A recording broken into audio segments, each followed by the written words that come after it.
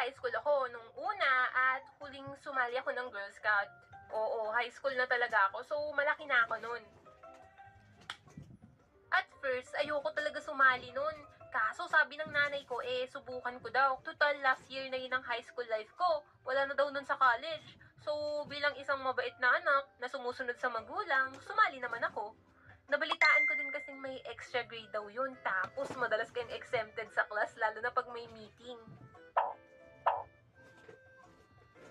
Teacher, may meeting daw po kaming mga Girl Scout. Sige, you may go.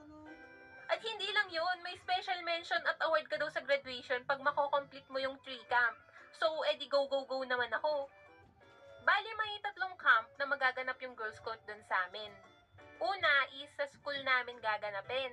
Sa likod kasi ng school namin, meron dong malawak na soccer field.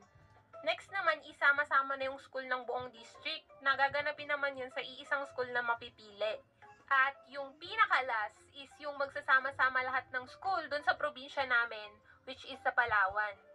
Bali, dito ako excited kasi sabi ng kaklase ko, ayun daw yung pinakamasaya. Kasi sa Puerto Princesa yun gaganapin, which is sa city ng Palawan. Tapos, pagtapos ng camp, pwede tayong mamasyal at mag-sightseeing. Wow! Sa magagandang tourist spot here? Hindi, ano ka ba? Sa madaming pogi. Mas mahirap yung Girl Scout pag high school ka compare sa kinukwento ng bunso kong kapatid sa akin nung nag-Girl Scout siya nung elementary. Kasi sila, sa room lang ng school natutulog. Kami, kailangan namin gumawa ng sarili naming bahay or tent na gawa sa kawayan kung saan kami mag-i-stay ng 3 days sa likod ng malawak na field ng school namin. Parang Survivor Philippines ngayon naiisip ko dun Sobrang struggle talaga nun sa akin. Kasi first time ko sumali ng ganun, tapos transferi lang ako at hindi sa probinsya lumaki. Hindi nga ako marunong magpadingas ng apoy nun Tapos yung mga kasama ko sa team ko, veteranong Girl Scout na simula elementary. Bago mag-start yung camp, kailangan na namin agad ayusin yung magiging bahay namin. Lahat ng ka-team ko busy.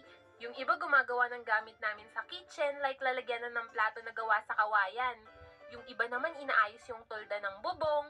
Meron din nagde-decorate sa labas ng bahay-bahayan namin. May points kasi yung pinakamagandang tent na nagawa. At ako, anong ginagawa ko ng mga panahong yun?